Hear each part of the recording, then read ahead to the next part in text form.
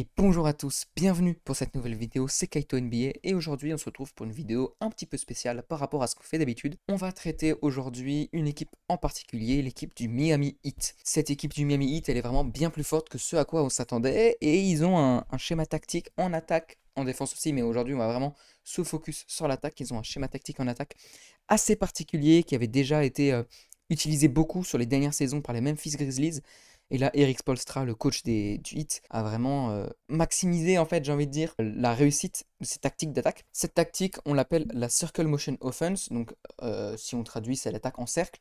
C'est le fait que des joueurs, et je vais vous le montrer par plusieurs points tactiques, c'est le fait que des joueurs vont courir en fait en cercle, vont effectuer par leur mouvement off-ball et on-ball une forme de cercle autour de la ligne à 3 points pour créer de l'espace dans la raquette, créer des zones, des poches d'espace, créer des possibilités de drive, de spot-up ou de catch and shoot à 3 points.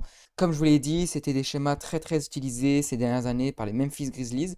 Alors ça correspond pas forcément à ce que veut Ja Morant, c'est plus un joueur de pick and roll, mais c'était très utilisé par les Memphis Grizzlies, et d'ailleurs ça se vérifie dans les stats. Je vais vous montrer d'abord les points tactiques, et puis on va regarder un petit peu les statistiques pour montrer comment ça se voit, pour montrer comment on observe, au-delà de regarder les matchs, au-delà de voir les points tactiques, comme on va le faire dans quelques secondes, comment on observe par les statistiques, comment une attaque, en fait, comment une équipe attaque, par quelle tactique, par quel moyen elle arrive à marquer ses points. La circle offense, du coup, ça se traduit vraiment par beaucoup de mouvements off-ball, par des cuts, par des décisions qui sont faites, qui sont prises par les joueurs, plus que par des schémas tactiques un petit peu rigides. Voilà, donc cette équipe du Heat, si je dois vous donner des exemples d'équipes qui jouent comme le Heat, c'est un petit peu donc les Grizzlies. Et si je dois donner des exemples d'équipes qui jouent pas du tout comme le Heat, bah c'est par exemple les Lakers, c'est par exemple les Nuggets ou les Clippers. Et d'ailleurs, le premier match qu'on va regarder, ça tombe bien, c'est une très belle transition. Premier match qu'on va voir comme analyse tactique, c'est le match qui a eu lieu entre le Heat et les Clippers il y a une semaine et demie, 2 semaines, je dirais à peu près. On commence donc tout de suite avec une première situation qui est vraiment très parlante sur comment joue cette équipe du Heat, comment fonctionne tactiquement sur le plan offensif cette équipe du Heat. Là, donc, je vous ai mis un premier arrêt sur image qui est pour moi assez parlant sur cette situation qu'on va voir en vidéo, mais déjà, c'est intéressant de regarder les positionnements des joueurs et comment ils vont évoluer au fur et à mesure de l'action. On a Jaime Raquez qu'on voit ici en train d'effectuer un cut sur le fond du terrain, sur la ligne de fond. On a en parallèle de ça Fontecchio qui est en train de se libérer dans cette zone, dans le corner à 3 points. On a, je ne l'ai pas dit, j'aurais dû le dire en premier, mais Kelly Ware qui a effectué un petit pick and roll avec Wiggins. Et enfin, on a ici Davion Mitchell qui est en train de se replacer. Plutôt, il est dans la zone vers 45 degrés, il est un petit peu en train de se replacer vers le centre, il fait un appel de balle. Il est en train, voilà, d'un petit mouvement pour générer de l'espace et aussi pour permettre, on va le voir juste après, à Jaime Raquez de pouvoir reprendre sa position. Là, on voit avec les flèches donc rouge, enfin orange, rose et verte, les premiers principes de la Circle of Offense. C'est le fait de venir prendre la place du joueur précédent. Donc on voit ici Davion Mitchell qui est en train de bouger pour libérer de l'espace à Jaime Raquez qui va venir, on va le voir plus tard dans l'action, prendre la place de Davion Mitchell. Et c'est vraiment ça les premiers principes de la Circle Offense. Je vous invite à faire vos recherches, je vous mettrai peut-être des liens en description si j'y pense de vidéos que j'ai regardées avant de faire cette vidéo pour décortiquer un petit peu comment attaque cette équipe du Miami Heat. Parce qu'il y a des gens, notamment des Américains, qui l'expliquent vraiment très bien, très facilement. Des coachs qui utilisent des clips, souvent d'équipes universitaires, qui sont peut-être même plus parlants que ce que je vous montre là à l'heure actuelle. On avance un petit peu dans l'action. On voit donc totalement ce jeu de position avec donc Kelly Ware qui est venu rouler dans la raquette. Et on voit donc euh, je reviens, oui, sur Davion Mitchell qui a continué son déplacement pendant que aussi Kawhi Leonard, on voit, est un petit peu loin, pas très attentif au début de l'action. Fontecchio, on le voit dans le coin qui s'est totalement positionné dans le corner à 3 points. D'ailleurs, si Wiggins retourne ses appuis un petit peu plus ici que ici, il peut envoyer la passe à Fontecchio directement et il y a un décalage qui est totalement créé déjà rien que par le petit déplacement de Fontecchio de là à là dans le dos de John Collins. Et en parallèle, on continue donc avec le cut baseline de Jaime Raquez Jr., qui est en train vraiment de créer beaucoup de problèmes. On verra dans l'analyse du premier match entre le Cavs et le Heat, donc le prochain match qu'on va voir dans cette vidéo, on verra que ce cut baseline, il est énormément utilisé par le Heat et les équipes commencent à s'adapter. Bref, on le verra un petit peu plus tard. Ici donc, Wiggins qui sert Mitchell. Mitchell qui, grâce à son très bon déplacement, comme on l'a vu, je vous le ressouligne, très très bon déplacement, un petit peu, pas dans le dos de Kawhi Leonard, mais sans que il profite du fait que Kawhi Leonard n'est pas très attentif sur sa défense et plus attentif, les yeux rivés sur le ballon au début de l'action que sur son joueur. Il profite de ça pour venir se libérer de l'espace. Kawhi Leonard trop agressif qui veut réduire l'espace mais qui le fait trop vite. Et donc du coup Davion Mitchell qui a une position complètement ouverte. Là on le voit dans la raquette, il y a une poche d'espace absolument immense. Voilà, on va beaucoup reparler de ces poches d'espace au fur et à mesure de la vidéo. Gardez ça en tête. Il faut surtout garder en tête que c'est les déplacements du hit qui vont totalement créer cette poche d'espace. Parce qu'on se rappelle au début de l'action, Kelly Ware, il était ici en train de poser l'écran. Jaime Raquez, donc on le voit ici, il a complètement repris la place de Davion Mitchell. Jaime Raquez, il était ici au début de l'action. Fontecchio aussi, il était plutôt dans cette position-là au début de l'action. Et Wiggins, qu'on voit ici, il était plutôt ici, au même niveau que Kelly Ware. Donc on part d'une action où il y a quasiment une seule personne, un seul joueur à l'extérieur de la ligne à 3 points, à une action où tu es en 4 man out avec un énorme espace au niveau de la raquette. Pourquoi on voit cet énorme espace juste ici? Bah parce que tu as David Mitchell qui a fait un très bon déplacement et qui est venu surprendre cette défense du 8 par sa vitesse. Voilà, donc là c'est déjà dès le premier carton, cette défense du 8, pardon, cette défense des Clippers, c'est déjà dès le premier carton ces Clippers qui sont déjà un petit peu dépassés par cette vitesse du 8. Et moi, j'ai vraiment envie de souligner ce déplacement qu'on a déjà montré de Jaime Raquez en parallèle donc de ce déplacement de David Mitchell. C'est vraiment les principes de la Circle Offense. C'est-à-dire que tu as un joueur A qui va venir dans la position du joueur B, un joueur B qui va venir dans la position du joueur C, c'est-à-dire de Kelly Ware, etc., etc. C'est vraiment, tu as un cercle, en fait, Circle Offense, un cercle tout simplement un cercle qui va se mettre en place avec des joueurs interchangeables qui vont ne pas avoir de position attitrée. C'est vraiment ça qui est très important dans cette équipe du Heat et qui est vraiment marquant, au-delà du fait juste qu'ils jouent avec le principe de la Circle Offense. On va arrêter de répéter ce terme trop de fois, vous l'avez compris. Ces positions dans cette équipe du Heat sont totalement interchangeables et je trouve ça vraiment très bien pensé de la part d'Eric Spoelstra, le coach de cette équipe de Miami. Parce qu'il a pas vraiment de star. Enfin, il a Tyler Hero et Bam Adebayo, évidemment. Alors, même si Tyler Hero est pas là sur ce match et sur les prochains matchs qu'on va voir, Bam Adebayo est pas là non plus. Donc, d'autant plus avec leur star blessé, mais ils n'ont pas forcément de joueurs comme ils avaient avec Jimmy Butler, capables de te changer les matchs à eux tout seuls. Bam Adebayo est un super joueur, peut-être top 30 NBA, je dirais, à peu près. Mais c'est pas un mec qui est capable de te changer un match à lui tout seul, un petit peu comme un Doncic, comme un Curry, comme un Shai, comme un Jokic, bref, comme toutes les superstars qu'on connaît. Non, c'est pas un joueur sur lequel tu peux t'appuyer totalement individuellement, qui va te changer les matchs à lui tout seul et faire bien jouer l'équipe autour de lui.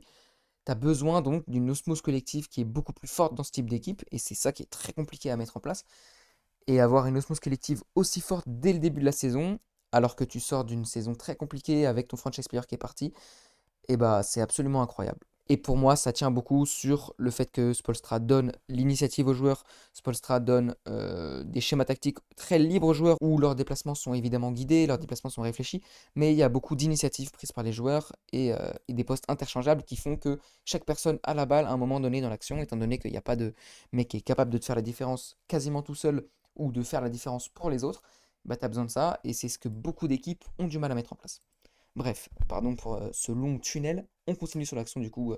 David Mitchell qui, avec tous ses déplacements, va avoir un flotteur totalement ouvert dans la raquette. On passe à l'action suivante. Hop, premier arrêt sur image directement, assez rapide, ne vous inquiétez pas. Là, on voit qu'il y a Smith qui vient faire un cut en parallèle d'un appel de balle un peu similaire à ce qu'avait fait David Mitchell tout à l'heure. Là, c'est Fontecchio en l'occurrence. Fontecchio qui va venir, hop, faire cet appel-là pour venir se libérer en parallèle de ce cut de Smith qui va permettre en fait de créer un petit peu de confusion juste ici et de créer un petit bloc sur Nicolas Batum, créer un petit peu d'espace.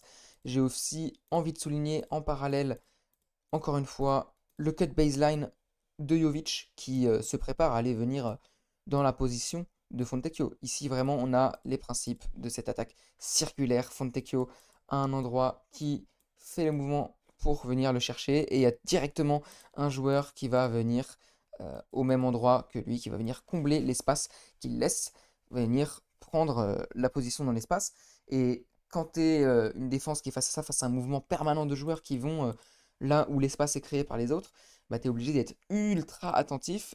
Et là, pour le coup, Harden, on le voit juste ici, Harden, il n'est pas forcément ultra attentif sur cette action. Et cette équipe des Clippers, on l'avait déjà vu dans la vidéo qu'on avait faite sur les Warriors contre les Clippers. C'était dans la vidéo Bucks contre Knicks. On avait aussi parlé du match Warriors-Clippers. Cette équipe des Clippers, elle est très lente en défense. Elle a beaucoup de mal à s'adapter à ces mouvements off-ball. Donc jouer contre le Miami Heat, c'est pas forcément le bon match-up. Ici, sur cette action, donc, le cut de Smith qui va retarder un petit peu Batum. Kelly qui va faire un écran en plus pour retarder encore plus Batum. Batum, on le voit, il y a beaucoup d'espace. Il va donc, on le voit sur ses appuis, juste ici, il va sauter, se laisser prendre au piège de Fontecchio. Fontecchio la passe 1-2 avec Jovic. Et ce qui est intéressant, hein, c'est que Jovic, s'il est ici, s'il est capable de faire ce 1-2 avec Fontecchio, c'est parce qu'il a fait tout ce mouvement-là depuis la ligne de fond. On va d'ailleurs remettre l'action en entier pour qu'on comprenne bien. Juste on finit, voilà, petit lay-up quasiment ouvert de Fontecchio. Du coup, je vous remets l'action. On voit Jovic qui part d'ici et Fontecchio qui part de là. C'est vraiment important à mettre en exergue.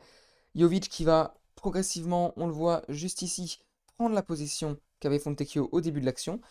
Et ce déplacement pardon, de Jovic, comme ça, très circulaire, qui va venir prendre la position qu'occupait Fontecchio auparavant, ce déplacement, il semble anodin, mais il est ultra important. Si tu as des postes un petit peu attitrés et que Jovic reste un petit peu dans ce corner-là, et bah la défense de Batum, elle devient super intéressante tout d'un coup. Parce que imaginons que Jovic n'est plus sur l'action. Jovic n'est pas là. Jovic est ici. Attendez, je vais vous faire le petit dessin. Voilà, Jovic, on va dire qu'il est là. Ok, on imagine du coup que Jovic, il a juste fait l'effort de libérer la raquette pour Kelly et Smith, mais qu'il n'a pas fait l'effort derrière de venir faire ce mouvement circulaire, prendre la position de Fontecchio qu'il occupait auparavant. Et bah du coup, Fontecchio, il se retrouve dans une situation extrêmement compliquée parce qu'il est absolument tout seul. La défense coupe complètement les lignes de passe, donc faire la passe vers Jovic, c'est absolument impossible. Faire la passe vers Americas Junior, c'est très compliqué, elle est très loin, c'est inutile. Kelly il est complètement pris par Brook Lopez, pardon, si le schéma devient un peu illisible. Et Smith également est complètement pris par Chris Dunn. Il se retrouve dans une position très compliquée. Et si là, la défense de Batum, du coup, elle n'est pas excellente, elle n'est pas bonne, et qu'il n'arrive pas à combler son retard avec ce saut en empêchant le 3 points, c'est parce qu'il y a une ligne de passe possible pour Jovic, parce que Jovic a fait ce déplacement-là qu'on a vu, a permis la création d'espace, est venu prendre l'espace qui lui avait été ouvert par le déplacement de Fontecchio, il est venu récupérer la position de Fontecchio, et donc se positionner pour permettre la passe. Et il y a également le fait que Harden était un petit peu déjà en retard sur le début de l'action, on l'a vu au tout début. Et ça va permettre ceci, ce mouvement circulaire de Jovic qui va prendre la position de Fontecchio, permet totalement l'action. Sans ce mouvement, il n'y a pas d'action. Il n'y a mais pas d'action au sens littéral du terme. C'est-à-dire que Fontecchio se prend une grosse pression de Batum à l'extérieur de la ligne à 3 points, sans aucune opportunité de tir, sans aucune opportunité de passe facile sur le moment, et tu dois reconstruire totalement une action, ce qui est fatigant et compliqué. On va maintenant voir une situation un petit peu plus précise qu'on a vu plusieurs fois dans ce match, qui a été vraiment un point tactique central pour cette équipe du Heat. Le Heat, ils ont décidé de cibler la faiblesse des Clippers en défense, qui est Zubac. Zubac, c'est pas un mauvais défenseur intérieur, mais c'est un joueur qui est quand même assez lent. Donc du coup, quand tu le mets dans des positions où il doit commencer à gérer des espaces qui ont été créés par l'attaque, à défendre des joueurs qui sont un peu plus rapides, il est très vite mis en danger et ça devient très vite compliqué pour lui de suivre. Mais alors du coup, comment Miami va faire pour venir cibler Zubac et créer de l'espace autour de Zubac pour le forcer à défendre un petit peu extérieur? Et bien c'est sur ce type d'action. Ici, on voit assez clairement un double écran off-ball de Larsson Jovic. Larsson Jovic Fontecchio, putain, je confonds les blancs, c'est terrible. Il y a un écran ici, je crois que c'est Larsson, et un double écran off-ball. Pas juste un écran. On n'a pas juste un écran pour libérer la position à Powell qui va recevoir le ballon ici. Non, on a un double écran.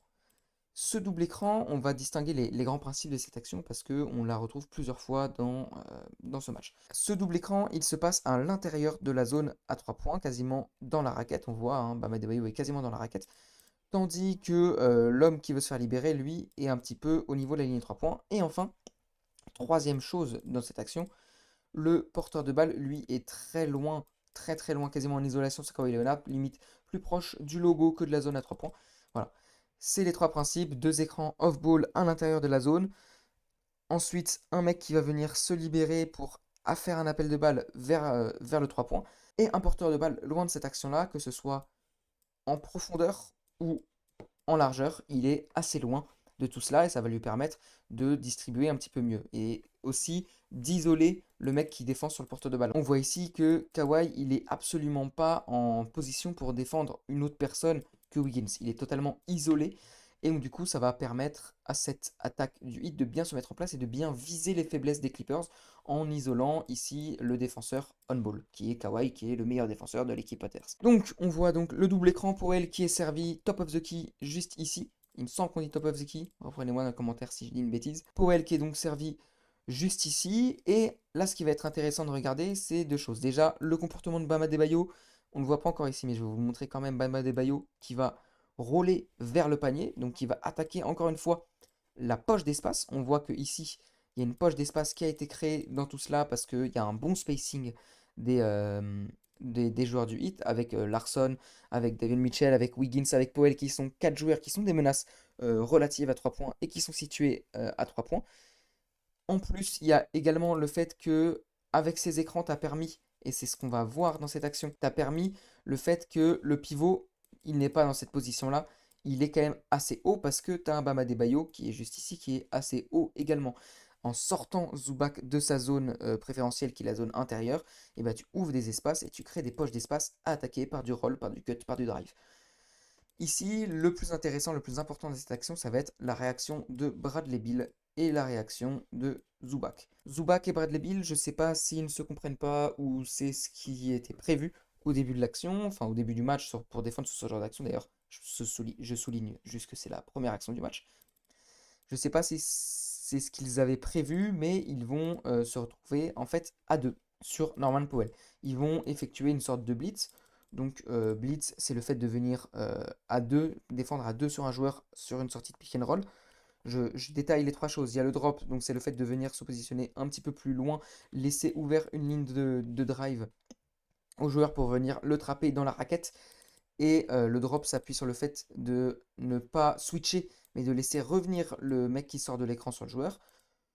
Le edge, c'est un petit peu comme le drop, mais c'est un petit peu touchy, en vrai, j'ai envie de dire, comme défense sur le moment, parce que ça demande d'être beaucoup plus athlétique. Le edge, c'est quoi? C'est le fait de venir défendre à 3 points, donc de bloquer la menace extérieure à 3 points, mais de laisser aussi revenir le mec qui sort de l'écran. Donc en gros, un edge, ça se traduit par un mec qui vient en aide défendre à 3 points le temps que le mec qui sort de l'écran revienne défendre sur le porteur de balle. Et une fois que tu es venu edge en bloquant le 3 points, eh bien tu reviens sur ton joueur. Donc le edge permet de ne pas avoir de 3 points laissés ouverts comme le permet le drop, de ne pas laisser de mismatch comme le permet le switch, et de ne pas laisser d'espace possible sur la passe comme le permet la prise à 2. Mais le edge, c'est très compliqué. Pour moi, là, c'est ce que veut faire Zubac. Pour moi, Zubac, il veut edge, laisser le temps à Bradley Beal de revenir. Sauf que ce que fait mal Zubac, c'est qu'il va être beaucoup trop agressif et donc il va juste pas avoir le temps de revenir. Et il va y avoir une incompréhension avec Beal parce que Beal il va revenir très très vite également. Je sais pas s'il se communique mal ou si Zubac voulait blitzer, je sais pas, mais c'est très mal fait en fait. Zubac et Bradley Beal vont être très très agressifs, mais vont laisser de l'intervalle entre eux, vont être agressifs, mais quand tu as une poche d'espace aussi énorme dans ta raquette, et on va le voir juste après, la poche d'espace qui va s'ouvrir complètement, et bah tu peux être aussi agressif que tu veux, il y a une ligne de passe qui va être trouvée. Voilà, je vous le montre juste ici. Bam Adebayo est complètement seul dans cet espace absolument béant où en plus il n'y a aucun pivot pour le défendre et ça va lui ouvrir la position.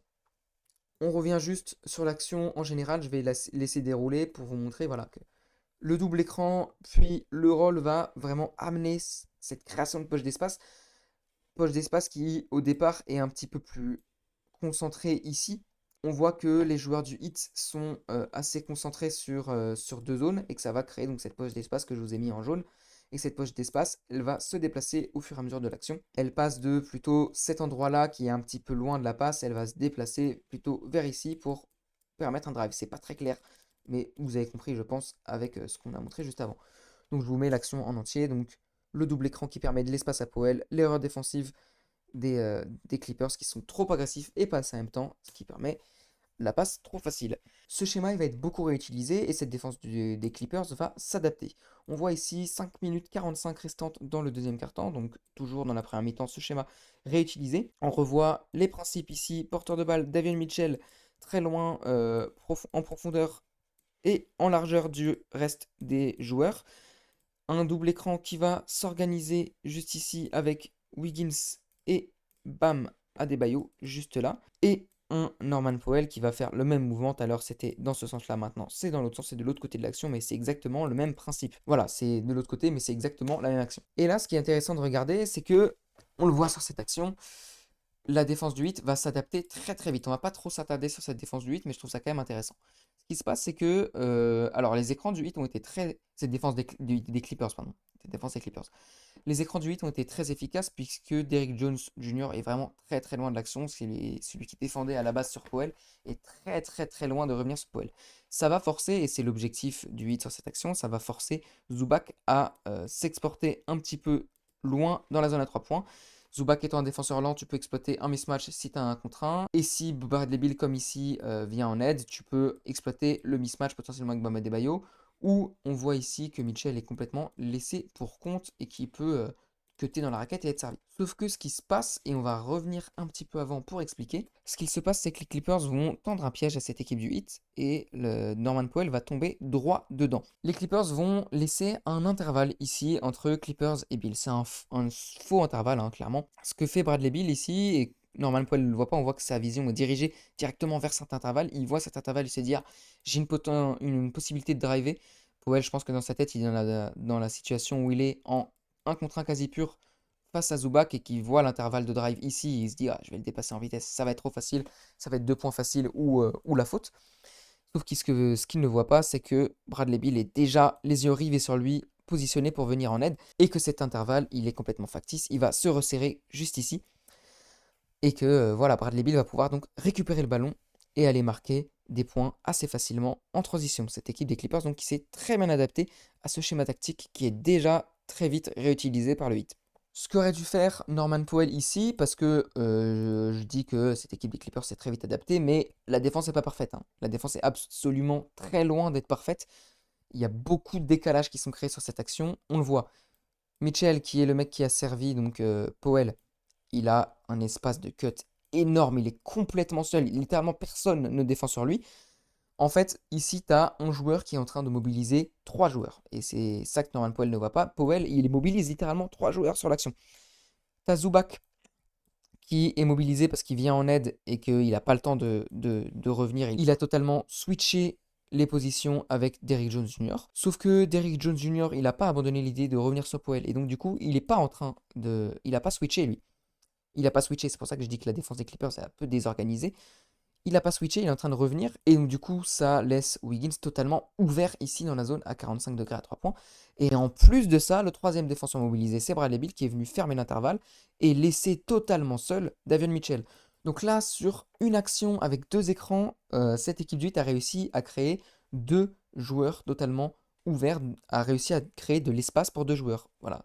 Et on voit un espèce de, j'ai envie de parler de parallélisme des formes, hein, parce que tu as Davion Mitchell qui a l'espace pour drive et tu as pour drive pour cut, et tu as Wiggins qui a également l'espace pour cut. Et ils ont également l'espace pour juste se positionner à 3 points et envoyer les tirs. Ici, du coup, Powell, il est un petit peu omnibulé par le fait d'aller driver seul. Il aurait dû, pour moi, faire 1 ou 2 dribbles de recul, se positionner ici, attendre que Derrick Jones Jr. revienne et que cette équipe des Clippers se retrouve avec 3 joueurs sur lui. Et puis ensuite, il avait une passe extrêmement facile à faire. Je pense plutôt facile vers Wiggins parce que Mitchell, il cut et ça peut venir en aide. Mais voilà, si Mitchell cut qui vient en aide, il y a Bam Adebayo qui se retrouve complètement tout seul. Donc cette équipe du 8, en plus d'avoir juste un jeu de déplacement off-ball, a des schémas tactiques très intéressants, très simples, mais qui vont créer beaucoup d'espace parce que c'est des joueurs très rapides. Et surtout, il y a une osmose collective absolument incroyable. Davion Mitchell, il vient de faire la passe, il est déjà en train de partir. On voit qu'il y a des attitudes très très agressives au panier. On voit que Wiggins, il comprend qu'il y a de l'espace qui se crée, il se met ici, il se positionne à 3 points. Voilà, c'est assez logique pour une équipe NBA qui qui veut être forte, mais moi j'attendais pas forcément le hit à ce niveau-là d'osmose collective, à ce niveau-là de compréhension, de lecture des défenses, même si là Powell fait une erreur individuelle, mais collectivement c'est assez impressionnant. On passe maintenant à la troisième situation, et sur cette situation j'ai déjà envie de vous la montrer en entier avant de faire un petit décortiquage. Voilà, donc on se retrouve à la fin de l'action avec Wiggins totalement ouvert au lay-up. Comment ça se fait? Eh bien, on va regarder ça un petit peu d'un petit peu plus près. Au début de l'action, donc Mitchell qui sert Powell, Powell ensuite qui va effectuer un pick and roll avec Adebayo. Sur cette action, pour le coup, il n'y a pas un très bon spacing. Il n'y a pas un très très bon spacing. On voit que la poche d'espace, elle se situe plutôt en tête de raquette, que c'est pas du tout là où tu veux avoir ta poche d'espace, parce que c'est un endroit où ça peut se resserrer très très vite. Il n'y a pas forcément de décalage dans la profondeur qui se crée. Je ne vais pas élaborer plus sur ça, mais peut-être dans une autre vidéo, mais vous comprenez bien que si la poche d'espace elle est ici, et bah quand tu sers un joueur ici, c'est beaucoup plus facile pour lui de marquer que quand tu sers un joueur dans cette zone-là. C'est assez logique. Mais cette équipe du 8, elle est vraiment pleine de ressources. Et en face, les Clippers, ils sont pleins de lenteur défensive. C'est assez terrible. Je vous invite vraiment à garder trois choses sur cette action. Déjà, et ça vous l'avez vu, je pense, sans la palette, le décortiquage tactique, c'est le petit rôle de Bam Adebayo qui va se positionner en tête de raquette. Il a bien vu que la poche d'espace se situait là. Il ne va pas roller très agressivement. C'est l'erreur que font souvent certains pivots, c'est-à-dire qu'ils vont poser l'écran puis roller très agressivement et obtenir la balle dans cette situation où il se retrouve complètement piégé dans une défense parce que ton attaque n'a pas vraiment de spacing et que tu t'en es pas rendu compte. Bam Adebayo, très intelligent, il prend l'information avant de faire son pick and roll et il va stopper net sa course et d'ailleurs il va juste se présenter dos à l'action au départ, juste pour prendre la balle, pour se situer en pivot, en tête de raquette, en plaque tournante. Deuxième chose, c'est Harden et Kawhi qui ont les yeux vraiment rivés sur le ballon et c'est pas la première fois que ça arrive sur les matchs des Clippers et c'est assez catastrophique quand on sait à quel point le Heat est une équipe capable de venir te surprendre dans le dos par des cuts baseline. Comme je vous l'ai dit, on le verra sur l'analyse du match entre les Cavs et le Heat qu'on va faire dans quelques minutes. Et ici, c'est ce que va s'empresser de faire Wiggins en appliquant encore une fois les principes de la circular offense que veut son coach Eric Spoelstra. Donc en venant, tac, venir effectuer le petit mouvement dans la ligne de fond. Pardon. Wiggins, son mouvement, il est intéressant, mais il est surtout logique. Il se situe là, juste à côté de Fontecchio, dans une zone, voilà, t'as pas besoin d'être deux dans cette zone-là, et donc du coup, il faut qu'il y en ait un qui parte. Le plus facile pour libérer de l'espace dans cette zone, c'est que Wiggins fasse ce cut-là, parce que bah il y a Mitchell de l'autre côté, donc c'est un petit peu plus compliqué d'organiser tout cela. Bref, normalement, ce qui se passe sur cette action, c'est que tu as un Bam Adebayo qui est servi en tête de raquette. En parallèle, tu as un Wiggins qui part ici. Et encore en parallèle, tu as un Norman Powell qui vient se replacer ici. Donc du coup, on voit encore une fois des principes de la Circle Offense, on va pas y revenir. Et du coup, tu as un Bam Adebayo placé en tête de raquette qui a beaucoup d'opportunités de passe. Voilà, et tu te retrouves d'un spacing moyen, tu te retrouves avec un très bon spacing. Mais ce qui va se passer, ça va être encore plus simple pour cette équipe du Heat. Les Clippers vont pas être attentifs. Wiggins et Bam Adebayo vont se rendre compte. Le petit cut très intelligent de Wiggins qui demande la balle directement, tout seul. On voit ici que la poche d'espace, elle a été complètement déplacée. La poche d'espace, elle se situe ici. Ici, maintenant, il y a 1, 2, 3 joueurs autour de Bam Adebayo. À souligner aussi, je ne l'ai pas souligné, pardon, mais la présence très loin du panier de Zubac qui est encore ciblé, qu'on cible pour venir éloigner du panier. On va d'ailleurs revenir sur l'action parce que j'ai oublié de le préciser. Voilà, j'avais oublié pardon, de le préciser, mais ce qui est très important aussi sur cette action, c'est le fait que ce pick and roll de Bam Adebayo, alors déjà, Zubac défend très très mal l'action, il défend le vide, il n'y a personne. Bref, c'est pas très intéressant de s'intéresser au cas individuel de Zubac, mais c'est ce qui a été ciblé par le 8, donc quand même.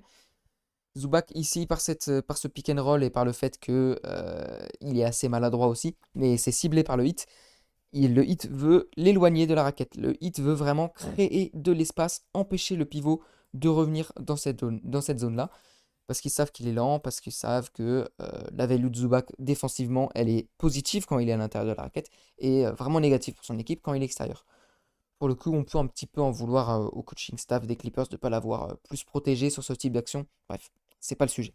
Et donc, du coup, Zubac étant très très loin de l'action et très lent à revenir aussi, et bah, ça va permettre ce lay-up totalement ouvert de Wiggins sur une superbe passe de Bam Adebayo avec une petite fente de regard très intéressante. Maintenant, il y a une action qui m'intéresse vraiment beaucoup parce que pour moi, c'est l'action qui résume le plus ce que fait cette équipe du 8 depuis le début de saison. On va s'intéresser au comportement ici des 5 joueurs, et oui. On a déjà 3 joueurs, Mitchell, Fontecchio et Jaime Raquez Jr. qui vont jouer une circle offense à 3. On a donc Davion Mitchell qui est juste ici, qui va se déplacer vers la ligne à 45 degrés à 3 points. En parallèle, on a Jaime Raquez Jr. qui va, hop, venir dans la zone d'espace ici, dans un mouvement circulaire. Et enfin, on a un cut baseline, donc ligne de fond, effectué de corner à corner par Fontecchio, comme ceci. Et là, on voit clairement, je vais vous le souligner si c'est pas clair, on voit clairement les principes de la circle offense. Voilà, avec des joueurs qui libèrent des espaces qui sont derrière occupés par d'autres joueurs qui viennent dans ton dos. Ici, Fontecchio qui vient dans la position de Jaime Raquez et Jaime Raquez qui vient dans la position de Davion Mitchell. Et Davion Mitchell qui va dans la position, qui se dirige vers la position de Fontecchio. Et en parallèle de ce mouvement à 3 organisé entre les 3 petits de cette équipe, Davion Mitchell, Fontecchio, Jaime Raquez et meneur arrière ailier, eh bien on a l'ailier fort et le pivot, Bam Adebayo et Jovic, qui vont effectuer quelque chose de très intéressant. On va avancer juste un petit peu. On voit ici que Fontecchio, il est en train de finir d'effectuer son cut baseline. On souligne encore une fois, c'est toujours intéressant de souligner cette circle offense juste ici. Voilà, vous la voyez clairement avec les flèches, je pense. On a Jaime Raquez qui est complètement libre de mouvement. Et ce qui est très intéressant aussi sur cette action, et ce qui va déterminer la réussite de cette action au final, c'est la position de Jovic et Bam Adebayo. Jovic et Bam Adebayo, je vais juste avancer un petit peu, voilà. Ils vont se positionner en poseur d'écran un petit peu naïf, c'est-à-dire qu'ils vont faire comme s'ils étaient juste dans la position. En fait, ils vont complètement monopoliser l'attention des 3 défenseurs du 8. On voit qu'il y a 5 joueurs sur une zone très restreinte, et ça va complètement libérer Fontecchio à 3 points, lui qui était de base défendu. Donc il a fait tout ce chemin-là, et il va profiter de la position de Bam Adebayo et Jovic. Bam Adebayo, on le rappelle, il part d'ici, il a échangé les positions avec Jaime Raquez à la base pour venir ici, bloquer avec Jovic, faire un écran un petit peu, pas illégal parce qu'ils sont en mouvement, mais ils ne sont pas vraiment en position d'écran, ils vont juste faire un bloc. Leur présence va bloquer la défense, en tout cas accaparer l'attention de la défense des Clippers et libérer Fontecchio complètement à 3 points. Alors il va rater son 3 points, mais c'est pas l'important. L'important c'est d'avoir un 3 points ouvert. Le réussir ou pas, ça dépend juste du niveau de shooting. On le voit donc, j'ai envie de juste revenir sur cette situation. À la base, on avait un Davion Mitchell qui était ici, on avait un Fontecchio qui était ici, et on avait un Jaime Raquez Jr. qui était ici. Et maintenant, on va reprendre le code couleur. On a un Jaime Raquez Jr. qui est ici, on a un Davion Mitchell qui est ici, donc un Jaime Raquez Jr. dans la position de Davion Mitchell, un Davion Mitchell vers la position de Fontecchio, et un Fontecchio vers la position de Jaime Raquez Jr. Action à 3 qui illustre parfaitement les principes de la circle offense. Je vous le souligne une dernière fois. Toc, toc, et enfin, toc. Alors là, c'est plus un jeu en triangle, j'ai envie de dire, en faisant ces lignes-là, mais vous avez compris ce que je veux dire. On revient à la situation qu'on avait vue juste précédemment sur donc ce double écran off-ball avec porteur de balle éloigné et démarquage à 3 points. Ici, on voit clairement double écran off-ball de Larson et encore une fois de Bam Adebayo, toujours dans l'optique de venir cibler Zubac, de l'éloigner de la zone de la raquette pour venir le faire switcher à 3 points. Si les écrans sont très efficaces, ça marche très très bien. C'est ce qu'on avait vu tout à l'heure, c'est que Zubac était venu agresser Powell à 3 points. Powell, grosse recrue, j'en ai pas parlé, mais énorme recrue du hit. Hein. Incroyable ce trade, incroyable. Ça fait énormément de bien cette attaque du 8. Ça permet à Spoelstra d'avoir un spacing vraiment meilleur et de pouvoir créer ce genre de situation, de ce genre d'action tactique. On le voyait beaucoup moins chez le 8 l'année dernière, ce genre de situation, parce que tu n'avais pas vraiment de shooter capable, en l'absence de Tyler Hero, de venir te mettre ce genre de truc. Tyler Hero est très surveillé, c'est un petit peu moins le cas de Norman Powell, même s'il l'est beaucoup également. Alors quand Tyler Hero va revenir, franchement, cette équipe du 8, elle peut faire très très très très mal. Elle peut faire vraiment très très très mal. Parce que tu as un Norman Powell qui va te rajouter du spacing, qui va te rajouter une menace à 3 points et que tu vas beaucoup moins pouvoir te concentrer sur Tyler Hero et Bam Adebayo parce que tu as une troisième menace offensive et même une quatrième avec Wiggins. Offensivement, cette équipe du 8, elle fait très peur parce qu'il y a plein de menaces qui viennent d'un petit peu partout. Et dans cette attaque avec énormément de mouvements, si ces joueurs arrivent à coexister et à faire preuve d'autant d'entente collective sur les 82 matchs, et bah, ils peuvent venir taper une très très bonne saison. Je crois qu'ils sont en 7-4 ou en 7-5 là. Pour moi, ça ne représente pas forcément leur niveau. Je les vois plus en 7-3. Je crois que c'est 7-3, c'est le bilan d'Enix. D'ailleurs, ils les affrontent ce soir. Au moment où je tourne cette vidéo, ils sont en train de les affronter, je crois. Il faudrait que j'aille voir le match juste après avoir tourné la vidéo. Mais bref, trêve de mondanité. Revenons à nos moutons. Revenons à cette action, décortiquage tactique. On va pas s'interniser sur les principes de cette action. On les a déjà vus. Double écran, ça va libérer Powell. Derrick Jones Jr. qui est encore une fois un petit peu en retard, ce qui va forcer ici Zubac à rester très haut sur le terrain pour permettre à Derrick Jones Jr. de revenir. Ici, on avait expliqué tout à l'heure ce que c'était. Zubac, il est en position de edge, c'est-à-dire que il n'est pas trop loin du porteur de balle pour empêcher le 3 points, mais il n'est pas non plus trop loin du poseur d'écran pour venir revenir sur lui quand Derrick Jones Jr. sera revenu sur son joueur initial qui est donc Powell, sur le porteur de balle. On voit également que les Clippers font exactement la même défense que dans le deuxième quart-temps. Pardon, j'ai pas souligné, mais vous l'avez vu. On est dans le quatrième quart-temps, 113-113, match extrêmement serré, qui s'est fini à un point d'écart sur un petit choke, j'ai envie de dire, de Kawhi, malgré le fait que Harden ait été très clutch en fin de match. Enfin bref, c'est le Heat qui a gagné à un point 120-119, je crois, ou 119-118, quelque chose comme ça. Donc c'était un super match, si vous avez l'opportunité de le voir en replay, c'est absolument incroyable. C'était vraiment un match avec beaucoup d'intensité, très très très très cool. Enfin bref, je m'égare beaucoup. On voit donc Harden qui est positionné comme Bill dans le deuxième quart-temps, qui laisse un faible intervalle, mais on voit qu'il est complètement concentré. Norman Powell, il a la bonne réaction, celle qu'il aurait dû avoir dans le deuxième quart-temps. C'est-à-dire qu'il ne va pas se foncer dans l'intervalle totalement, mais il va hop, faire un ou deux dribbles de recul, se positionner, attendre que son défenseur revienne sur lui et voir comment la situation se décante. Ici, voilà, un ou deux dribbles de recul, comme on avait dit. Derrick Jones Jr. qui a eu le temps de revenir sur lui. Sauf que, ce qui se passe, c'est que c'est ce que le hit veut, c'est ce que le hit cible. Zubac, loin du panier, il est lent. C'est un joueur assez lent, très très peu mobile en défense. Même si c'est pas je parle beaucoup de Zubac depuis tout à l'heure en disant qu'il est très lent, c'est pas le pire, hein. Défensivement, c'est pas non plus un poids, c'est plutôt un très bon atout pour ses Clippers parce que il apporte de la dissuasion dans la raquette quand même. Voilà, loin de moi l'idée de dire que Zubac est un mauvais joueur. Je trouve qu'il apporte beaucoup à cette équipe des Clippers et qu'il est l'une des raisons pour laquelle les Clippers n'est pas la pire équipe de la ligue pour l'instant, même s'ils sont pas vraiment glorieux. Enfin bref, mais n'empêche que Zubac c'est pas le plus rapide des pivots et que c'est très clairement ce qui a été ciblé par le 8. Zubac il a pas le temps ici de revenir sur Bam Adebayo. Bam Adebayo qui a le mismatch total sur John Collins. Et on voit surtout la position très évidente ici de Larson complètement ouvert à 3 points. Pourquoi? Eh bien parce que si je vous refais un petit peu le schéma de l'action, il y avait le double écran. John Collins y défendait sur Larson et Zubac y défendait sur Bam Adebayo. Sauf que ici, Derrick Jones Jr. il est revenu sur Powell, mais il était un petit peu en retard. Ça a forcé Zubac à combler l'espace et donc à laisser Bam Adebayo relativement seul, d'autant plus que Zubac est trop lent pour revenir sur l'action. Et donc, du coup, ça crée un 2 contre 1 dans la position, puisque John Collins doit défendre à la fois sur Bam Adebayo et à la fois sur Larson. Bam Adebayo, il va être très intelligent, il va utiliser sa position pour bloquer John Collins dans l'écran, et Larson va avoir un 3 points quasiment ouvert. Bon, il va le rater, mais comme on l'a dit, c'est pas n'importe, la réussite à 3 points, c'est pas de l'aléatoire, mais c'est du niveau individuel. Une fois que tu as obtenu les 3 points ouverts, c'est le plus important pour une équipe. Et ensuite, les 3 points, ils vont finir par rentrer au bout d'un moment si tu as les bons joueurs. Mais le plus important, c'est d'obtenir des 3 points ouverts ou d'obtenir des lay-ups ouverts, mais en tout cas d'obtenir des bons shoots. Le meilleur shoot au basketball, c'est les tirs où il n'y a pas de défenseur pour te contester. Et c'est ce qu'arrive à créer cette équipe du Heat par du mouvement, par de l'activité et par des ciblages tactiques très précis. Et surtout, ce qui est vraiment très très intéressant chez cette équipe du Heat, c'est le faible nombre de pick and roll on ball qu'elle fait. Et ça passe surtout, en fait, cette création d'espace par du mouvement off-ball, par du mouvement des joueurs qui n'ont pas le ballon. Et c'est une chose sur laquelle je veux vraiment insister, c'est le fait que sans mouvement de joueur, il n'y a pas de mouvement de balle. On l'a vu sur toutes ces actions du hit. Tu peux bouger autant la balle que tu veux, et on parle beaucoup de mouvement de balle dans le basket, dans le discours médiatique autour du basket, et j'aime pas trop cette expression.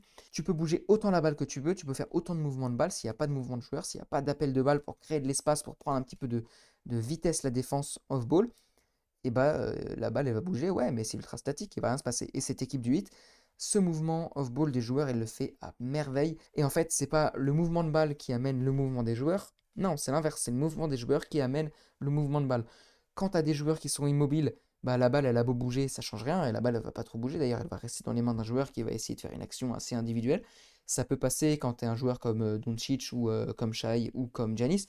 Ça passe moins dans une équipe du 8 où tu n'as pas des stars aussi fortes. Donc forcément, c'est un peu la sélection naturelle. Ils sont un petit peu obligés de jouer comme ça s'ils veulent performer. Mais même dans une équipe avec des super joueurs, c'est mieux de jouer comme ça si tu veux performer en fait. Voilà. La balle ne va pas bouger si tu ne bouges pas tes joueurs. Et quand les joueurs bougent, la balle, elle va bouger automatiquement. La balle va circuler en fait. Parce que c'est comme ça que marche le basketball. Quand tu as les joueurs qui bougent, et bah, tu as des joueurs qui se retrouvent avec des situations profitables, pas forcément ouverts à 3 points, pas forcément avec des poches d'espace énormes comme on voit sur ce match, parce que cette défense des Clippers, elle a beaucoup de mal à défendre sur des attaques qui sont très mobiles, mais tu vas avoir des positions favorables. Et donc, ce qui est important, c'est les mouvements des joueurs, que ce soit sur des pick and roll comme on le voit avec les Lakers, que ce soit sur des mouvements un petit peu plus placés avec des écrans pour libérer des joueurs off-ball, mais avec donc des schémas un petit peu plus statiques, comme on le voit avec les Nuggets, ou que ce soit sur des équipes avec beaucoup de mouvements off-ball, très circulaires, circle offense, comme cette équipe du 8 ou des Grizzlies. L'important, c'est que les joueurs bougent sur le terrain et se créent des opportunités, même quand ils n'ont pas le ballon. Voilà, c'était mon petit coup de gueule sur l'expression mouvement de balle que je trouve un peu abusif. On devrait parler de mouvement de joueur et pas de mouvement de balle. Bref, on continue. On va faire maintenant une petite transition assez rapide sur ce match des Clippers vers les deux matchs contre les Cavaliers, parce que ce qui a marqué pour moi les deux rencontres entre le Miami Heat et les Cleveland Cavaliers, des rencontres qui étaient quasiment back-to-back, enfin c'était à un jour d'intervalle je crois. Ce qui a marqué ces deux rencontres, qui était très intéressante à suivre, c'est le jeu de transition du Heat. En plus d'avoir un jeu sur demi-terrain, sur attaque placée, qui est très dynamique avec beaucoup de mouvements, les principes de la circle offense, on a vu tout ça sur les situations précédentes. Cette équipe de Miami, elle va avoir un jeu en transition absolument incroyable. Enfin, moi je trouve ça vraiment impressionnant. Il n'y a que OKC que je vois peut-être meilleur sur ce jeu-là. Mais ce qui est vraiment intéressant, c'est ce que cette équipe du Heat arrive à faire en transition. Elle arrive à se placer très très vite en transition avec des projections extrêmement rapides. Ici, on voit l'action, on voit les 5 joueurs du Heat tourner vers l'attaque très rapidement, en foulée rapide, en sprint, et ça va se placer très très vite en fait.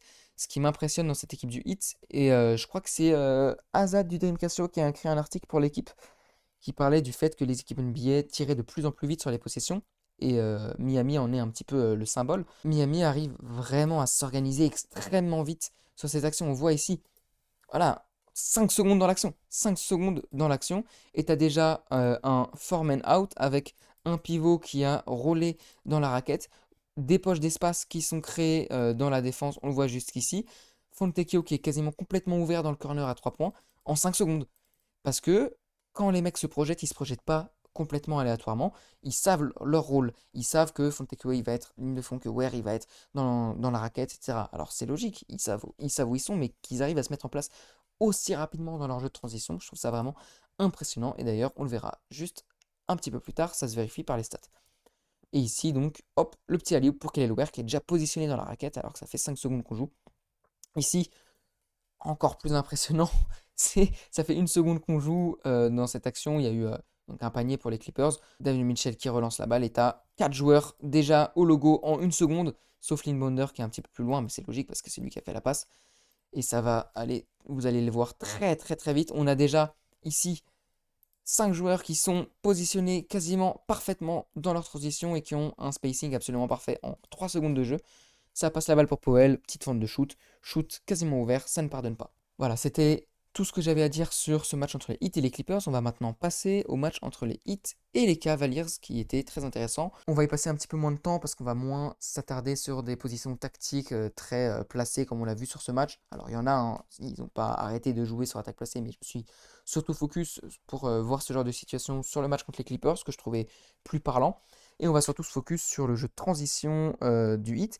Et on va aussi et surtout parler de Jaime Enriquez Jr. et d'à quel point son niveau individuel cette saison fait énormément de bien au Heat. On passe maintenant au match entre les Cavaliers et le Miami Heat. Alors au final, on va pas voir les deux matchs, on va en voir juste un seul parce que j'ai re-regardé un petit peu les highlights et c'est relativement la même chose que j'ai souligné. Donc regardez juste des points tactiques sur un match, Ce sera relativement les mêmes conclusions que sur le deuxième. Donc on va juste voir le premier, celui qui était le plus intéressant en plus d'un point de vue juste de regard en direct. Ça s'est fini en prolongation au terme d'un truc absolument incroyable. Bah, d'ailleurs, je vais vous montrer directement ce qui s'est passé à la fin du match. Donc on est en pleine prolongation, vous voyez ici 6 secondes restantes, 3 points d'avance pour le Miami Heat.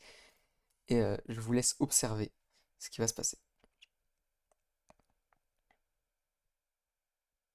C'est trop. C'est trop, trop, trop. Donovan Mitchell qui met ce tir absolument incroyable à 0,4 secondes de la fin du match. Regardez à 3 points sur la tête de Kelly Loer en switch parfait. Non, mais c'est très, très grave. Sauf que, en vrai, on peut faire une petite analyse tactique de ça. Ce qui va se passer, on peut penser qu'il y aura une deuxième prolongation. Et bah, regardez. C'est un truc de ouf. C'est un truc de fou, la salle qui explose 140-138. C'est incroyable. C'est incroyable. C'était un match de malade mental, un match de mammouth entre Cleveland et Miami. C'est fini au bout du bout du bout sur un système absolument incroyable dessiné par Eric Spoelstra. Et c'est comme ça qu'on va commencer notre analyse de match entre les Cavaliers et le Heat. On voit ici, encore une fois, tous les principes du jeu de Spoelstra et de ses Miami Heat, du mouvement, d'absolument partie ici. On voit Norman Powell qui va apporter du mouvement et qui va libérer un petit peu l'espace dans la raquette en éloignant Wade de la raquette. Et en parallèle de ça, vous le voyez juste ici, et c'est ça qui va être très très mal géré par Merrill.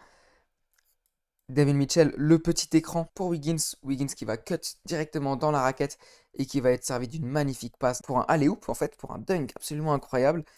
Et Merrill, il est très clairement coupable parce qu'il ne switch pas en fait. Sur la dernière possession, tu dois switch. Il n'y a pas le temps de profiter d'un mismatch à 0,4 secondes de la fin, tu dois switch. Et en fait, j'ai l'impression qu'il voit même pas. Son regard, il est complètement concentré sur le ballon.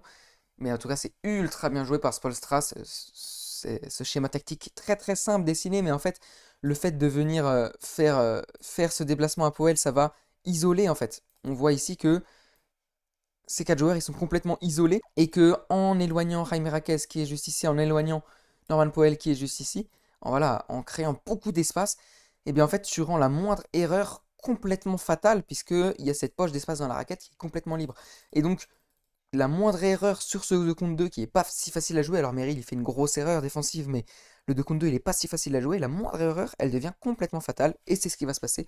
Jovic qui fait la passe absolument incroyable, les deux joueurs de Cleveland qui restent complètement interloqués, ils se demandent un petit peu qui a fait la faute. C'est toi mon coco, c'est toi. Et donc du coup ça va permettre à cette équipe du Miami de s'imposer au bout du bout du bout du suspense sur ce dunk au buzzer. Je crois que c'est le premier dunk au buzzer que je vois en direct sur un match. C'était assez incroyable. Enfin bref, on avait arrêté l'analyse tactique du match entre le Heat et les Clippers sur le jeu en transition de Miami Heat et on va du coup continuer sur ça. J'ai envie de vous montrer à quel point cette équipe du Heat se met extrêmement vite en place et c'est absolument impressionnant, c'est vraiment terrifiant pour les défenses adverses. Ici, on voit un rebond récupéré par Jaime Raquez Jr. et directement, il va effectuer la passe magnifique pour Fontecchio. Je vous remets l'accent ici. Regardez, rebond de Jaime Raquez. À l'instant, il y a le rebond, vous voyez. Fontecchio qui avait descendu sur le shooter, il va faire tac, cette course en sprint effréné. Il fait l'appel de balle de très très très loin. Il déclenche alors que le Heat a même pas encore totalement la possession de la balle. Il déclenche l'appel. Jaime Raquez Jr. Il lève le regard. La passe est absolument parfaite. L'attaque en transition est parfaitement maîtrisée sur une seule passe. Ici, récupération, forcément pour nourrir ton attaque en transition, tu vas pouvoir avoir une défense très agressive et c'est ce que fait cette équipe de Heat. Mais cette équipe du Miami Heat a une très bonne réussite défensive parce qu'elle est en switch all, c'est-à-dire qu'elle ne tolère pas la création d'espace, elle est tout le temps en train de switch, quitte à devoir gérer des mismatchs, ça s'est vu notamment sur le match contre les Clippers.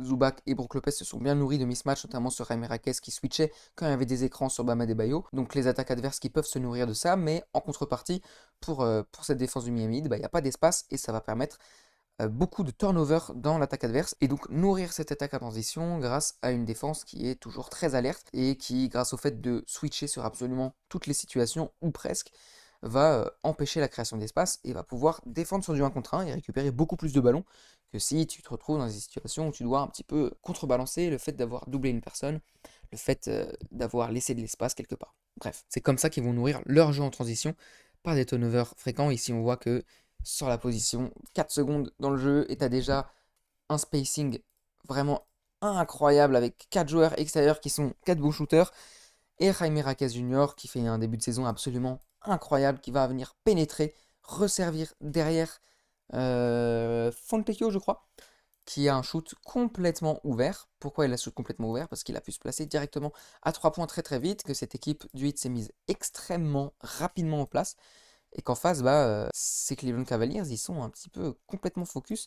Ils se sont fait aspirer par le drive de Jaime Raquez Jr., pas son explosivité, et n'ont pas eu le temps de se mettre en place en fait pour défendre ce genre de 3 points. Une situation, ici c'est une interception encore une fois de Norman Powell cette fois-ci. Et vous voyez, interception, et déjà, il vient d'avoir la balle, et déjà, il me semble que c'est encore une fois Fontecchio, déjà en train de se projeter vers l'avant. C'est impressionnant. Ah non, c'est Larson pour le coup sur cette action. Larson qui en plus va faire le petit écran à Powell, une, deux, et hop, la petite passe, trop facile. Ici, encore un exemple d'attaque en transition. On est toujours dans la première mi-temps. Je crois que j'ai quasiment que des clips de la première mi-temps. La première mi-temps était vraiment très très intéressante, limite plus que la seconde et la prolongation. C'est pour ça que j'ai quasiment que ça. Parce que je trouve qu'il y a des situations qui étaient beaucoup plus parlantes.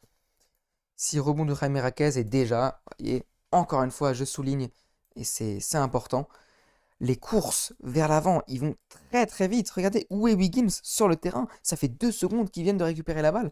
Regardez où est Wiggins sur le terrain. C'est impressionnant. C'est vraiment très impressionnant. Comme je l'ai dit il y a quelques minutes, il n'y a que OKC que je vois au même niveau que le Heat sur ce début de saison en transition. Sinon, toutes les équipes sont beaucoup plus lentes, beaucoup moins réactives et beaucoup moins organisées.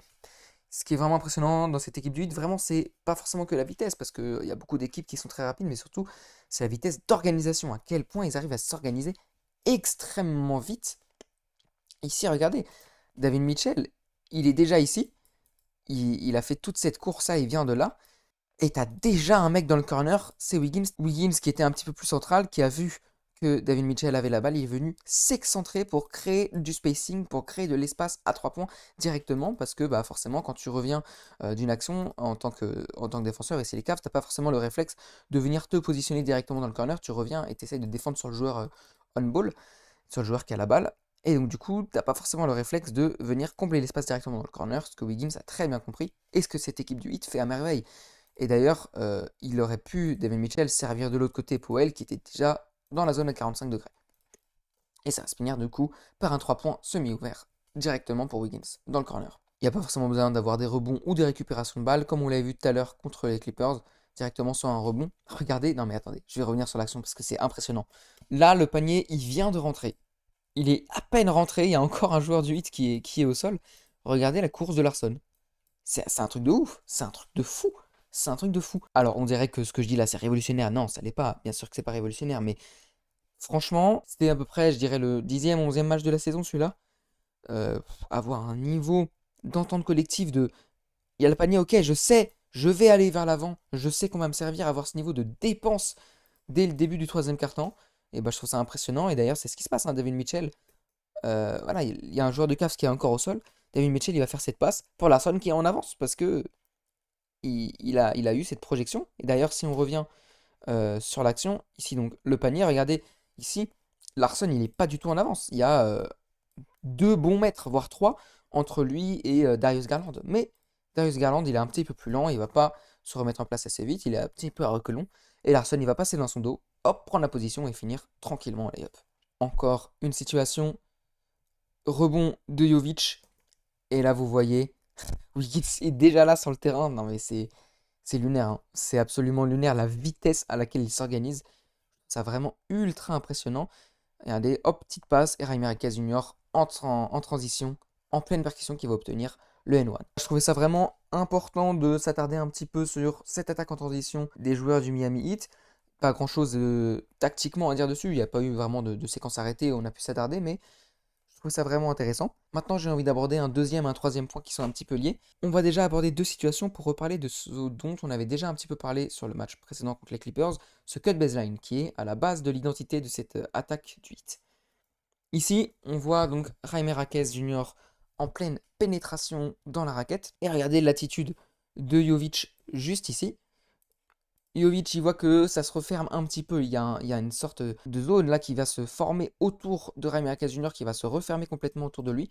Il va déclencher l'appel de balle juste ici. Il va obtenir la balle et il va pouvoir aller dans la raquette obtenir le N1. Alors sur cette action, je vais y revenir un petit peu. Le problème ici, alors il obtient la faute, donc au final c'est rentable, mais il aurait pu ne pas l'obtenir. Si l'action était parfaitement bien jouée, Kelelware à ce moment-là de l'action, il doit se retrouver un petit peu plus extérieur de raquette pour ouvrir le champ à Jovic. Ici Jovic, du coup, il est un petit peu trop proche. Kelelware, il respecte pas du coup les principes un petit peu élémentaires de la Circle Offense, qui serait de venir libérer de l'espace pour le joueur qui vient derrière nous, parce qu'il est un petit peu trop proche, il est un petit peu trop axial. Il devrait être en train d'effectuer son cut baseline. Là, il commence à peine à l'effectuer alors qu'il devrait déjà être en plein milieu de ce cut-là. Parce que comme ça, en plus, même si Jovic n'a pas forcément de solution, Jovic, derrière, il peut faire la passe à Kelelware. Kelelware qui fait la passe à un Norman Powell et un David Mitchell qui se sont replacés. Et puis, tu as derrière un Jaime Marquez Jr. qui serait placé dans le corner. Bref, la Circle Offense qui se serait mis en route si la défense avait réussi à empêcher l'attaque. Et du coup, Kelleher qui est un peu proche, il va quand même obtenir la faute, Jovic, mais attention, c'était pas parfaitement rodé. Et d'ailleurs, cette équipe des Cleveland Cavaliers qui a très très bien défendu dès le début et qui a un petit peu refroidi les ardeurs du hit sur ce genre d'action, ça les a forcés à s'en sortir un petit peu différemment. Ici, du coup, on voit David Mitchell dans quasiment la même situation que Jaime Marquez sur l'action précédente. Fontecchio ici qui est en train d'effectuer le cut baseline, il va être servi par une passe à rebond de la part de David Mitchell. Encore une fois, je trouve que c'est ici, pour le coup, Jovic un petit peu fautif sur l'action. Il doit être un petit peu plus loin parce que là, il apporte beaucoup de présence de la part de cette défense de Cleveland qui est à 3 contre 3, alors que si c'était un petit peu écarté, ça aurait forcé un 2 contre 2, et un 2 contre 2, ça a plus d'espace et plus de possibilités pour l'attaque qu'un 3 contre 3, parce qu'il y a un joueur en moins, même si tu as un joueur en moins aussi en attaque, les lignes de passe sont forcément plus simples. Faut pas oublier que oui, c'est un 3 contre 3, c'est le même niveau de joueur, mais tu peux pas faire la passe à deux joueurs en même temps. Tu as forcément au bout d'un moment un jeu à deux qui s'installe dans un jeu à 3 contre 3. Donc du coup, quand tu as 3 joueurs, bah, c'est un petit peu plus compliqué de faire la passe. Et ici, la passe, pour le coup, elle va être très très judicieusement interceptée par cette défense des Cavaliers qui ont vraiment réussi à resserrer les boulons sur ces cut baseline. Et je trouve que les personnes situées en pivot chez le Heat, c'était Kelleher et Jovic, n'ont pas été top sur ce match. Adebayo, il aurait peut-être mieux effectué ce genre de continuation pour laisser de l'espace à ses partenaires. Après, il aurait peut-être été plus servi aussi. Enfin bref, ça a été un petit peu compliqué pour ce circuit de cut baseline de s'installer pour le hit, et donc du coup ils ont dû trouver d'autres solutions, et ça s'est beaucoup passé grâce à Jaime Marquez Jr. qui était vraiment le joueur ultra en vue de ce match, et on verra d'ailleurs juste après les stats de Jaime Marquez Jr. depuis le début de saison. C'est assez impressionnant. Jaime Marquez Jr. il a été ultra agressif dans sa prise d'initiative, dans ses drives, dans sa pénétration dans la raquette, et ça a forcé cette équipe des Cleveland Cavaliers à venir le doubler. Alors pas, ils l'ont pas doublé directement comme un franchise player dès la ligne à 3 points, ils l'ont laissé en relativement 1v1, mais dès qu'il dépassait un petit peu son vis-à-vis avec l'explosivité qu'on lui connaît, et on voyait de l'aide qui venait pour venir le prendre à deux. Ici, je crois que c'est Lonzo Ball qui vient refermer l'espace face à lui, vous allez le voir sur cette action.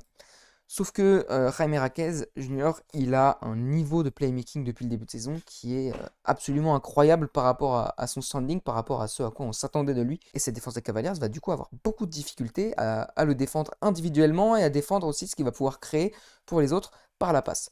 Ici donc, deux joueurs sur lui, il va très vite le comprendre et faire la passe à Smith qui est venu d'ailleurs appliquer les principes de la Circle Offense. On va le revoir. Parce que du coup, pendant que Jaime Marquez Jr. est en train d'effectuer son action, on voit très clairement Jovic qui se décale, qui laisse de l'espace à Smith, qui va pouvoir occuper l'espace qu'il occupait précédemment et être servi.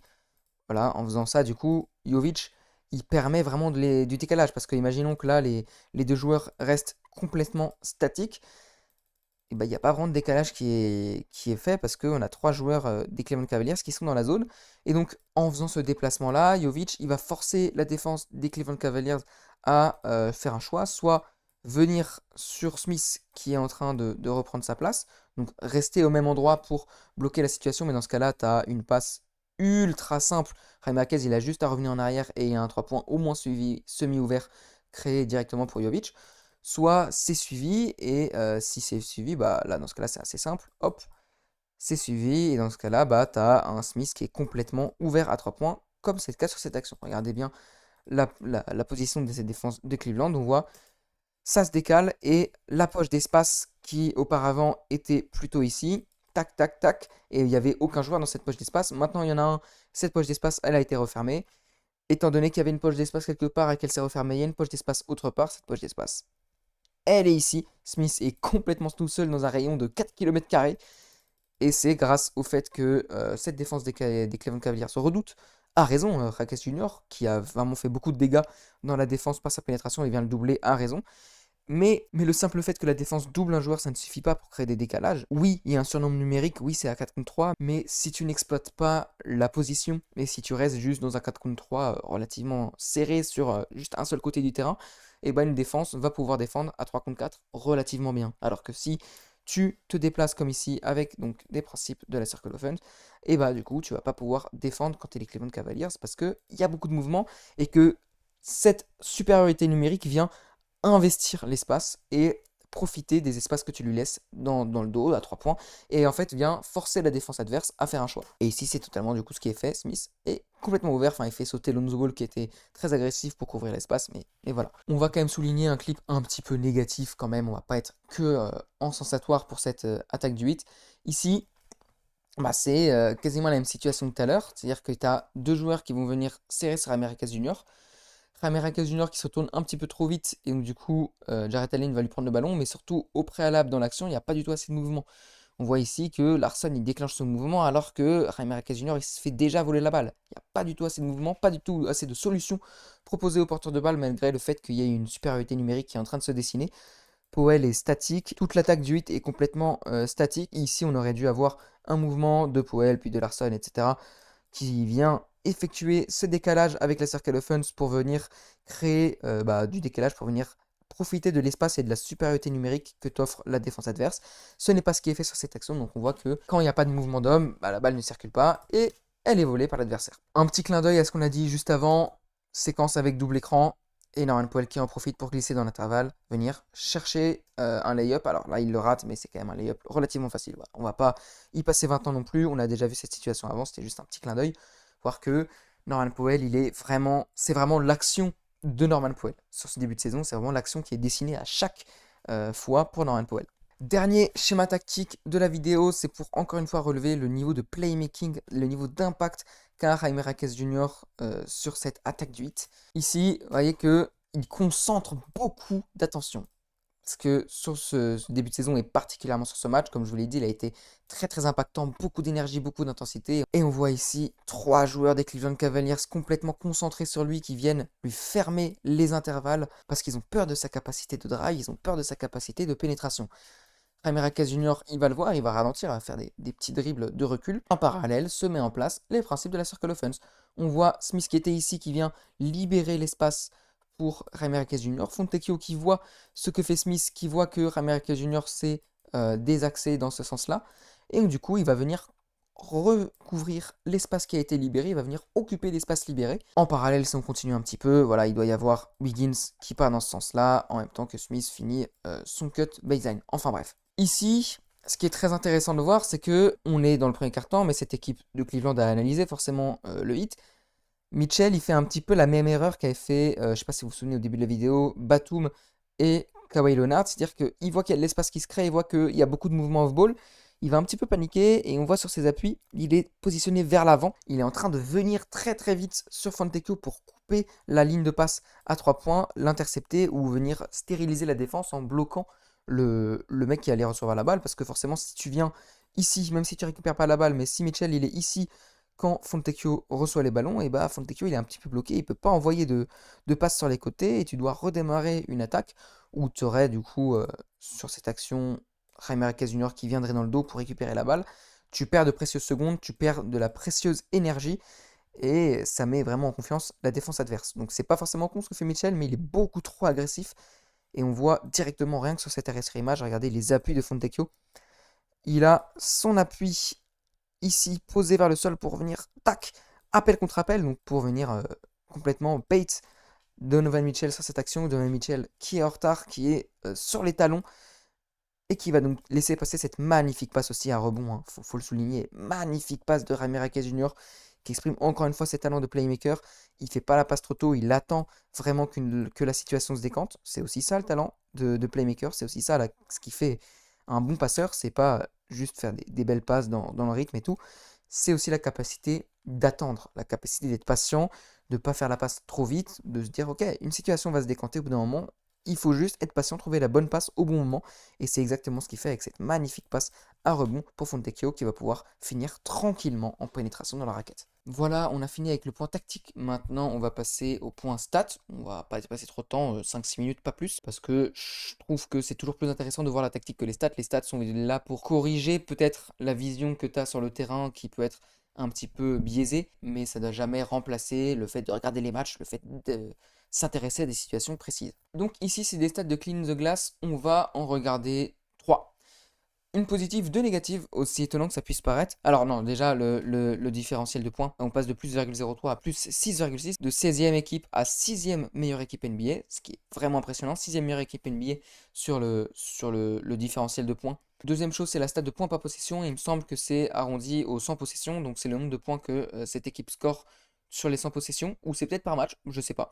Mais en tout cas, ce qui est intéressant, c'est pas forcément le nombre de points qui marche, ce qui est intéressant, c'est leur classement dans la ligue. Il passe, vous le voyez ici, de 21e à 11e dans la ligue, ce qui est une avancée vraiment impressionnante. Pareil, d'ailleurs, on va voir en fait plusieurs stats, je suis un fou, sur l'efficacité réelle, donc EFG pourcentage. Le FG pourcentage, c'est pas forcément la meilleure stat possible, mais le EFG pourcentage, c'est vraiment une super stat. Et ben en EFG pourcentage, il passe de 54,6 18e de la ligue à 57% 6e de la ligue. C'est vraiment un pourcentage absolument incroyable. J'ai pas expliqué la différence entre FG, donc Field Goal Percentage, et EFG Percentage. Je crois que c'est Effective Field Goal Percentage.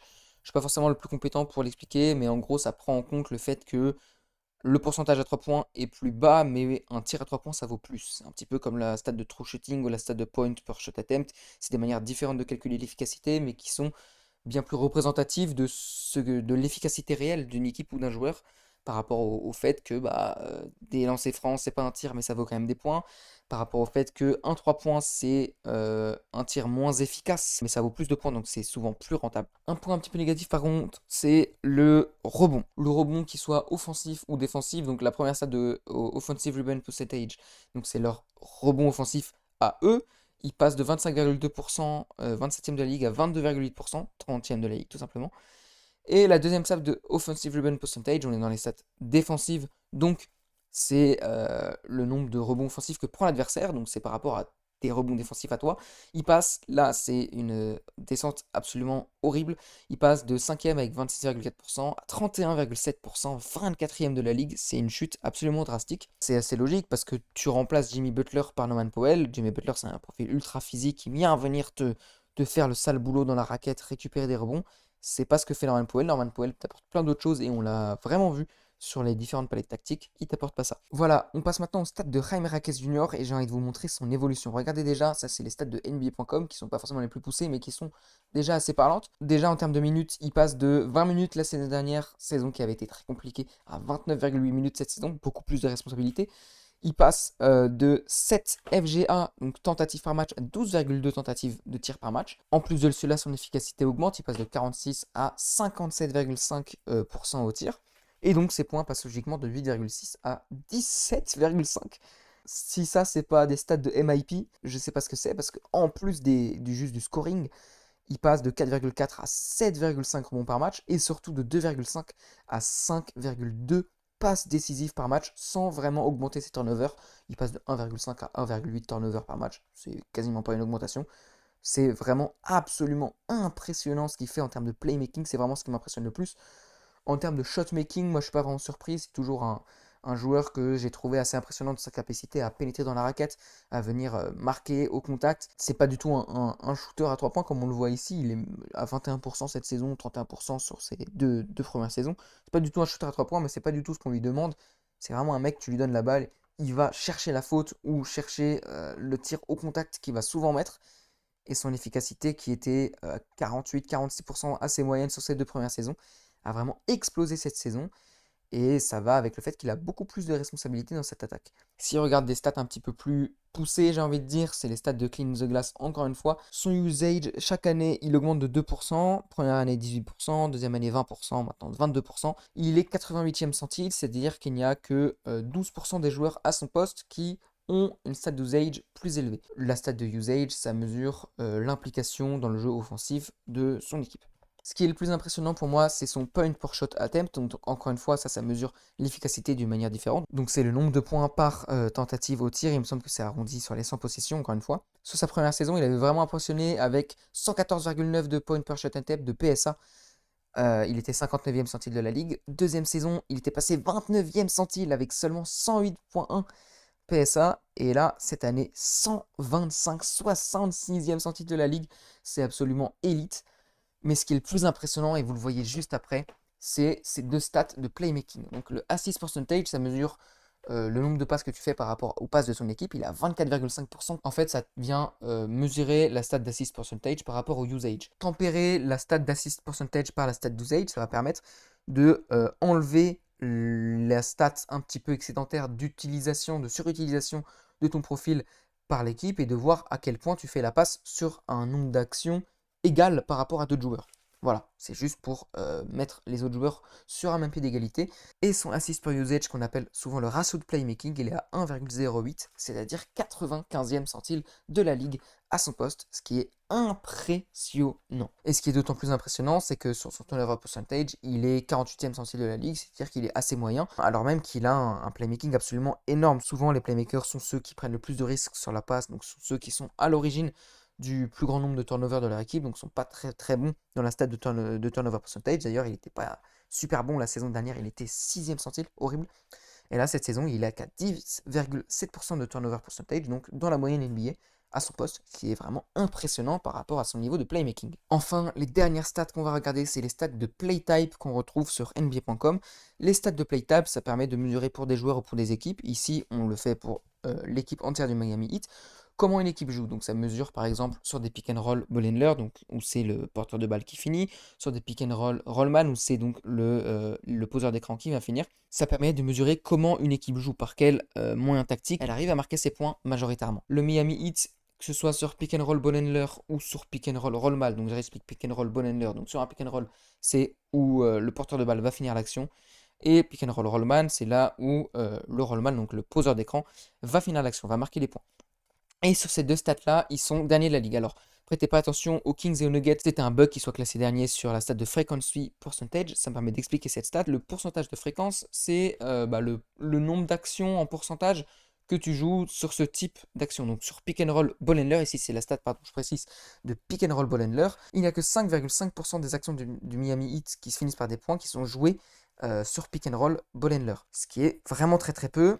On le voit, c'est les derniers de la ligue tout simplement. En termes de nombre de points par match sur pick and roll ball handler, c'est absolument ridicule. Ils sont derniers de la ligue avec 5,8 points par match. Les avant-derniers, c'est les Houston Rockets. Ils sont quasiment au double, 10,9 points par match. Ça montre vraiment la radicalité de cette équipe du Heat. Ils ne jouent pas sur pick and roll. Ils jouent d'une autre manière. On l'a vu avec les Circle of Fun et on va le vérifier par des statistiques.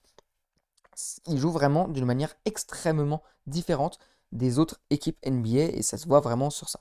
Quand on regarde par exemple les premières équipes sur Pick and Roll Ball Handler, sans surprise, c'est les Los Angeles Lakers. Ils sont à 24 points par match. Je dis sans surprise parce que Luka Doncic est peut-être le meilleur joueur de l'histoire en termes de pick and roll. Mais vous voyez ici la différence entre 5,8 points par match et 24,2 points par match. La différence est absolument édifiante. C'est d'ailleurs quasiment la même chose sur Pick and Roll Rollman. On voit qu'ils sont qu'à 1,9% de fréquence par match sur ce type d'action.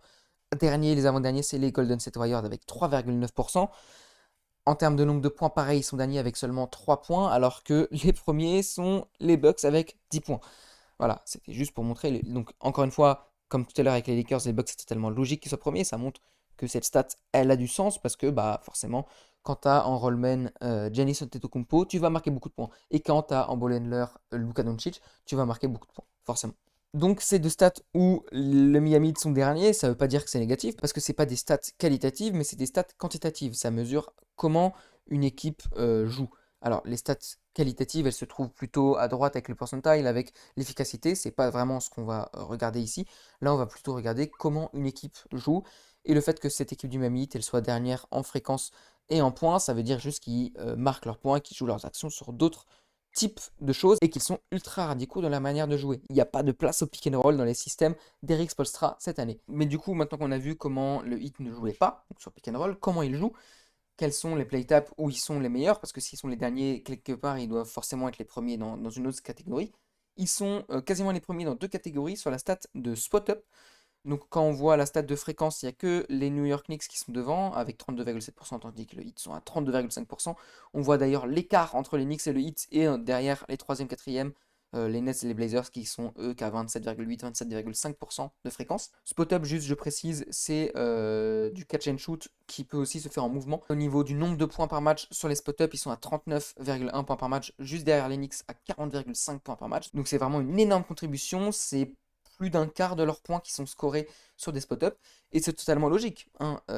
Circle of Fun, tu as beaucoup de joueurs en rotation, en circulation, qui vont créer de l'espace et qui vont avoir des balles à 3 points, comme on l'a vu, qui vont être servis, et donc du coup, sur deux spot-up, sans dribble, pas besoin de faire de la différence individuelle sur un dribble, sur un pull-up. Non, ils ont directement la balle, ils peuvent directement tirer en catch and shoot ou en spot-up. Et, euh, et voilà, donc on voit bien que ce qu'on a fait, le travail tactique qu'on a fait pour comprendre comment jouer cette équipe du hit, ça explique ses stats et que ça corrobore ce qu'on a dit juste avant. Et en termes de nombre de possessions, là ils sont carrément premiers avec 38,3 possessions par match qui se jouent sur du spot-up. Si on passe maintenant sur la transition, c'est une autre énorme facette de leur jeu comme on l'a vu sur l'analyse tactique précédente.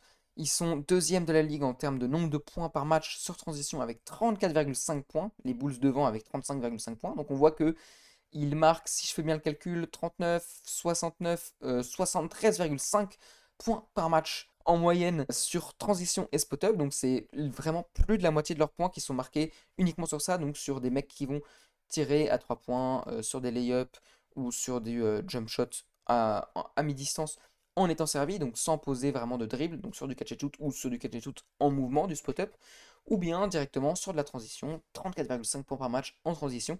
C'est absolument énorme. En termes de fréquence, ils sont carrément premiers avec 24,7%. Et enfin, en termes de nombre de possessions, également, ils sont premiers avec 29,2 possessions par match. Je vous avais dit au début de la vidéo que cette équipe du Miami Heat appliquait les mêmes principes d'attaque, les mêmes principes tactiques que les Memphis Grizzlies de l'année dernière. Et je vous montre ici typiquement les stats. L'année dernière, ils étaient deuxième avec 24,2 de fréquence, donc très similaire. 32,8 points par match en transition pour les Grizzlies, quasiment pareil que cette année pour le Heat. Et 28,6 possessions par match en transition.